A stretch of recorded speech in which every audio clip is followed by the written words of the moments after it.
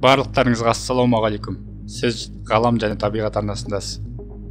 Бұл видеоға лайк қойып, каналға жазылуды ұмытпаңыздар. Алдыңғы бейнероликтерде біз тек су мен жерді басқаратын белгілі бір түрлер туралы ғана айттық. Бірақ ауа мен, яғни аспан мен бәрі басқандай. Мен біраз зерттеулер жасадым, және аспанда бүкіл бір отбасы таққа отырған сияқты. Я, дәл біздің мемлекетімізге ұқсайды. Бірақ бұл жерде әңгіме басқа. Сұңқар тәрізділер. Күндізгі жыртқыш құстардың ең үлкен отряды болып саналады. Бұл отряд аспан патшасы деп естігенде көз алдыңызға келетін құстардың барлығын біріктіреді. Оның ішіне лашындар мен қырандар, сұңқарлар мен кезқұйрықтар және тағы басқа құстар жатқызуға болады.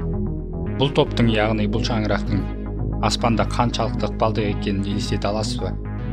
Үлкен қанаттар, мінсіз көру жүйесі, жылдамдық және гризли аюының тырнақтарындай алып тырнақтар. Бұл қарулардың барлығы осы сұңқар тәрізділерде ғана бар. Біз не туралы айтып отырмыз, егер әлемдегі ең күшті құс осы отбасының бір бөлігі болып табылса? Оңтүстік Америка гарпиясы құрбанын бір соққыдан ғана өлтіріп қоймай, олжасы тіпті өзінің салмағынан біраз асып түссе де көтеріп ұшып кете алады. Оған қоса баланың білегінің қалыңдығындай аяқтары және шабуыл күші 357 калибрден атылған оқтың энергиясынан 3 есе көп болса, әлемдегі ең жылдам құстар басқа топқа жатқанымен, аспанның тағы сұңқар тәрізділерде екеніне біреудің дауласуы екіталай. Сонымен қатар қараңызшы, олар бүкіл планетаны басып алған сияқты. Өйткені бұл отряд құстарды ғана ауламайды. Олар жемтігін құрлықта да, тіпті суда да таңдап жүріп аулайды. Кейбір қырандар балық аулағанын ұнатады. Бүркітті әдетте қасқыр аулауға баптайды.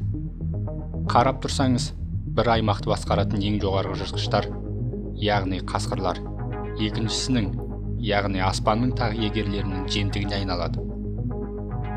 Бірақ ол үшін бүркітті адамдар арнайы дайындайды. Бүркіттер қасқырдан да үлкен және ауыр сүтқоректілерді өлтіруге қабілетті екенін жоққа шығаруға болмайды. Бас сүйектің артқы жағына бағытталған күшті бір соққы арқылы бүркіттер өз олжасын бірден өлтіре алады. Бұлай өлтіру бүркіттердің инстинктіне бар. Түн. Күн батқаннан кейін қараңғылық уақыты келеді және мұнда мүлдем басқа заңдар қолданылады. Көптеген күндізгі тіршілік иелері толығымен қорғансыз болып, жасырынуды жөн көреді. Ал басқалары түнде табиғаттан бонус алады. Мысалы, арыстандарды алыңыз. Олар тәуліктің кез келген уақытында аң аулай алады. Бірақ түнде олардың олжаларының көпшілігі өте нашар көреді. Осылайша арыстандарға жемтігіне қол жеткізудің тамаша мүмкіндіктері туындайды. Сонымен қатар, қараңғылық әртүрлі ортаның патшалары арасындағы соғыс тудыратындардың жағында. Күндіз қасқырға шабуыл жасаған бүркіттердің өзі түнде өкінің құрбанына айналады. Я, өкілер бүркіттерден есеп алу үшін түнді пайдаланады. Бұл текетірес миллиондаған жылдар бойы жалғасып келеді. Түнгі әлем әділетсіз сияқты көрінеді. Бірақ шынымен де солай.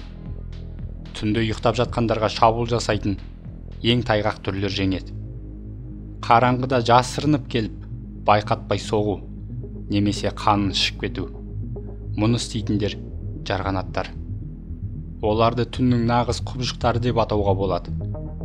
Негізі, бір топ жарғанат түрінің ішінен тек бірнешеуі ғана қанмен қоректенеді.